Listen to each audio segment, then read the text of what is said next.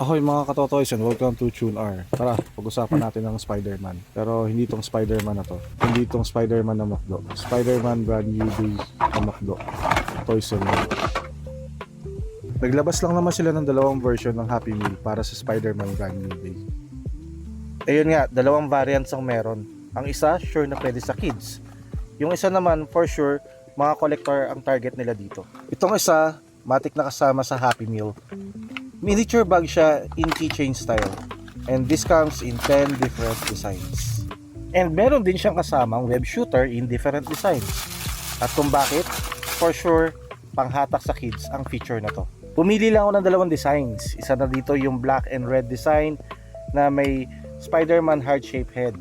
Plastic yung material niya and meron siyang push button para sa web shooter. Para sa ganito. Another design is a violet color para borahe ang datingan with accent of green and an upside down Spider-Man. Syempre, may web shooter din para sa ganitong effects. Pew! For the highlight ni McDo is itong chibi style figure na Spider-Man. Comes in 4 different poses hanging in McDo logo para sa branding nga naman. Yun nga lang, additional payment siya aside from your Happy Meal.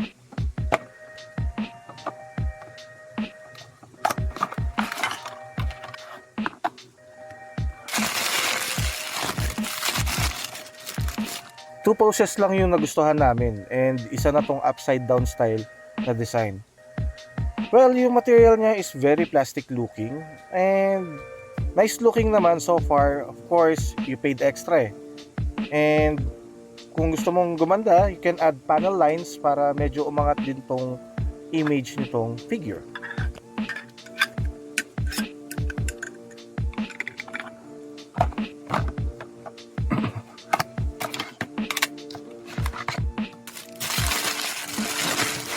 Wee! Wee! Wee!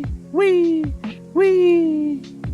Another pick namin is this side hang Spider-Man. Again, please bear with these lines na mostly makikita nyo sa iba pang design. So, expect din yung mga sabit na paint jobs like this. So, isipin ko na lang battle scar tong nasa puwet niya. Cute pa din naman. Well, goods na siya as collectible thing lalo na para sa mga Spider fans dyan. But, please, don't expect too much for the quality. On my end, I will work some retouch here kapag sinipag. Hehe. Until next time, here